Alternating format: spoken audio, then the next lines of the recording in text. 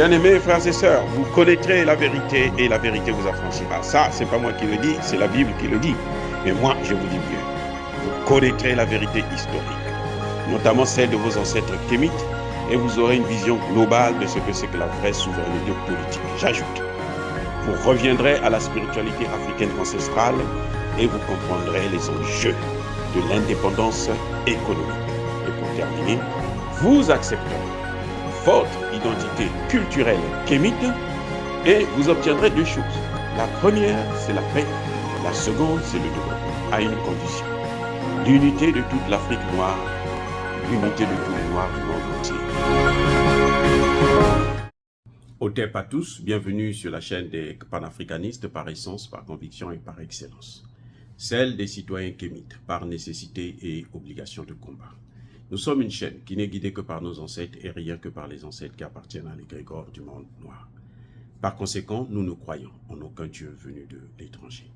Toutefois, cette vidéo n'est aucunement destinée à inciter à la haine ou à la violence, car nous menons un combat qui est d'abord et avant tout spirituel, intellectuel et démocratique. Ensuite, il est politique, géopolitique et géostratégique, contre l'impérialisme, le colonialisme, le néocolonialisme et l'endocolonat, qui sont tous qualifiés de crimes contre l'humanité. Nous menons ce combat sur la base du principe fondamental que nous avons hérité de nos ancêtres kémites, qui est celui de la Mahat, c'est-à-dire solidarité, vérité et justice. Vous êtes donc en droit de connaître la vérité et nous avons l'obligation de vous dire la vérité, rien que la vérité, afin que justice soit rendue au continent africain. Et ça, c'est notre modeste contribution dans cette noble lutte en faveur de la souveraineté, la dignité, la solidarité et l'unité africaine. C'est exactement ça que nous appelons le panafricanisme. Bien-aimés frères et sœurs, la guerre se prépare. Si la CEDEAO croyait que ce serait facile pour elle d'envahir le Niger, qu'elle se trompe et qu'elle se trompe largement. Et surtout qu'elle sache qu'une guerre qu'elle va déclencher au Niger va arriver au Nigeria, va arriver au Bénin, va arriver au Togo, va arriver en Côte d'Ivoire. Et oui, ils vont embraser la région. Du côté du Niger, le chef d'état-major du Niger, le général Moudi, était au Mali hier et aujourd'hui, il est au Burkina Faso.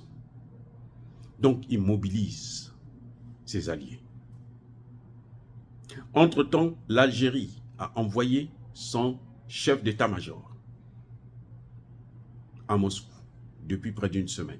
Le jour même qu'ils ont pris des sanctions, après ça, après les sanctions, l'Algérie a envoyé son chef d'état-major en Russie. Donc, il y a un axe qui est en train de se préparer. Il faut que les membres de la CEDEAO sachent qu'ils sont en train d'amener une troisième guerre mondiale en Afrique. Parce que le Mali et le Burkina Faso, y compris la Guinée, et il y a même la Mauritanie. La Mauritanie a dit que c'est une déclaration de guerre. S'il ose, c'est une déclaration de guerre. Et la Mauritanie a même mis en garde l'Union européenne. Attention. Parce que la Mauritanie sait que c'est la France qui est derrière. Et la France compte sur l'Union européenne et sur les États-Unis. Mais les autres aussi, ils comptent sur quelqu'un. Ils comptent sur la Russie. Ils comptent sur la Chine. Parce que la Chine aussi va en découdre avec les États-Unis. Ils comptent sur l'Iran. L'Iran aussi veut en découdre avec les États-Unis. Ils comptent sur la Corée du Nord. La Corée du Nord veut en découdre avec les États-Unis. La Corée du Nord a des missiles intercontinentaux. C'est-à-dire qu'elle n'a pas besoin de se déplacer, venir au Niger ou aller aux États-Unis. Non, elle peut, depuis la Corée, là, elle envoie ça directement aux États-Unis. Elle ne va pas envoyer en Afrique, elle va envoyer aux États-Unis. Parce que c'est là que cette guerre-là pourra arriver aux États-Unis. Ce que les Américains sont en train d'ignorer, c'est ça.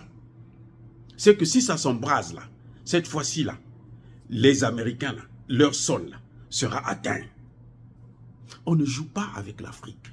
Ils ont assez joué avec le continent africain, mais qu'ils sachent que le continent africain, c'est le berceau de l'humanité. Ce Dieu-là qui a créé ce continent-là, en premier, il ne laissera pas les Africains comme ça. Et les Américains ne pourront pas continuer à aller, ils vont tuer des gens dans les autres pays, et puis eux ici, là, ils dorment tranquilles. Non. Vous allez voir, ça peut arriver, et c'est fort probable que ça arrive. L'Iran a des missiles qui vont jusqu'à 1000 km. Donc une technologie qui est supérieure à celle de la France. La France, ses missiles, les Scalp, là, ce qu'elle a envoyé en Ukraine, c'est 250 km seulement. Les États-Unis, là, c'est 350 pour les meilleurs qu'ils ont. 300 par là, les meilleurs. L'Iran a maintenant des missiles 1000 km. La Corée du Nord, elle, c'est des missiles intercontinentaux.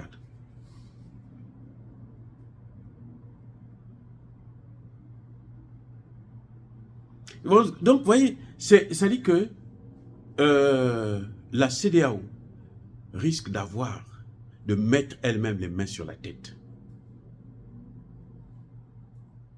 Parce qu'il ne faut pas que le Nigeria puisse penser qu'ils vont venir bombarder le Niger et les Nigériens vont seulement encaisser les coups. Non, leurs alliés là, ils vont aussi attaquer le Nigeria.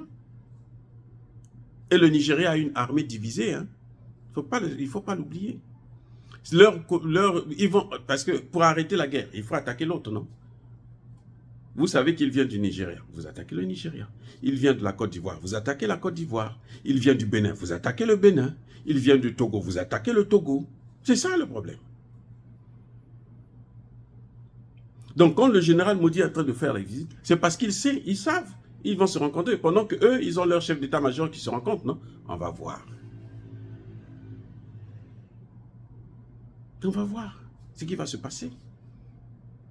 Mais qu'ils sachent que ce sont eux les responsables. Ils seront les responsables du sang qui va couler sur le sol africain. Et ça, personne ne va pardonner. Ni la CEDEAO, ni la France, ni les États-Unis.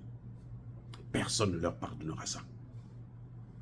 Et c'est là que nous chercherons tous les moyens possibles pour se débarrasser définitivement sur l'ensemble du continent africain. Parce qu'ils ne viennent là-bas que pour nous tuer, que pour nous rendre la vie difficile, que pour nous maltraiter. Alors que nous, quand on vient chez eux, on n'est pas là à créer des problèmes. Je vous garantis, vous allez voir en Afrique, là, ici aux États-Unis, dans les prisons, là, près de la moitié des prisonniers sont des Noirs. Près de la moitié. Après, vous avez les Hispaniques. Mais parmi les Noirs, là, vous allez trouver très rarement des Africains.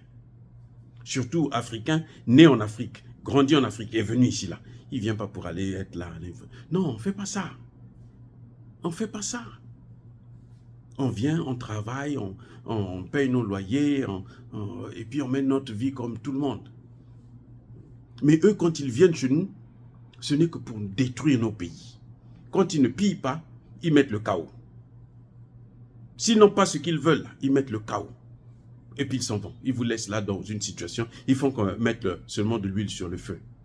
Comme ils ont fait en Somalie. Regardez la Somalie. Ils n'ont pas pu occuper, allez, ils ont mis le chaos. Ça fait plus de 20 ans que la Somalie est dans cette crise. C'est pas sérieux. C'est pas sérieux. Et la CEDEAO a le toupet là de prendre encore des décisions. Bon, nous on va attaquer. On va attaquer. Ils ne sont même pas capables de se nourrir. La CEDEAO, là, elle n'est pas capable de nourrir son institution. Je veux dire qu'elle n'est pas capable de financer le fonctionnement de la CEDEAO. Il faut que les pays européens puissent leur donner de l'argent. Vous voyez un peu des gens comme ça, comment ils sont bêtes. Mais ils ont quand même l'argent. Tous les pays de la CEDEAO, là, il y a le terrorisme au Togo, il y a le terrorisme au Bénin. C'est pas trop fort parce que les Occidentaux, là où ils croyaient qu'ils allaient s'installer, mettre des bases au Mali, au Burkina Faso, ça a échoué. C'est pour ça qu'eux, ils sont en train de danser. Au Ghana, là, il y a le terrorisme aussi. Au Niger, le Nigeria, c'est depuis des années, ça fait plus de 20 ans. Bola était là, il était gouverneur. Qu'est-ce qu'il a fait? Donc, maintenant, lui, il trouve que la solution, c'est apporter la guerre en Afrique. La 3e guerre mondiale. Où toutes les puissances vont venir se battre sur le territoire africain. On lui a dit que l'espace que nous avons là, c'est un espace de guerre. Ils sont déjà, nous, on est devenus leurs poubelles. Leurs déchets radioactifs, là, ils amènent ça chez nous. Et ça, il faut que ça s'arrête. Voilà, bien aimés frères et sœurs, c'est dommage que nos dirigeants soient aussi naïfs, aussi ridicules. Hein, c'est des vauriens, des nullards. Et puis bon, ben écoutez, c'est vraiment dommage. On se demande même, se demande même, mais Dieu, qu'est-ce que nous avons fait pour mériter des gens aussi ignares que ça à la tête de nos pays? Pratiquement tous les pays africains, là, vous avez que des gens qui n'ont rien dans la tête. Rien dans la tête. Et ils sont là à courir, ils sont là devant les caméras, vous dites, nous on a fait ceci, nos pays, tous les pays là sont pauvres, endettés, hyper endettés, des vauriens. Mais bon, bien aimés frères et sœurs, soyez bénis, je persiste et je signe. Soyez abondamment bénis par le Dieu des Kémites, mais que tous ceux qui persécutent le continent africain le pillent et le déstabilisent. Qu'ils soient noirs, blancs, chinois, arabes, indiens, qui qu'ils soient punis, maudits, foudroyés, neutralisés, écrasés, effacés par ce Dieu des Kémites et par nos ancêtres angélisés. Vive l'Afrique éternelle, j'ai dit et j'assume.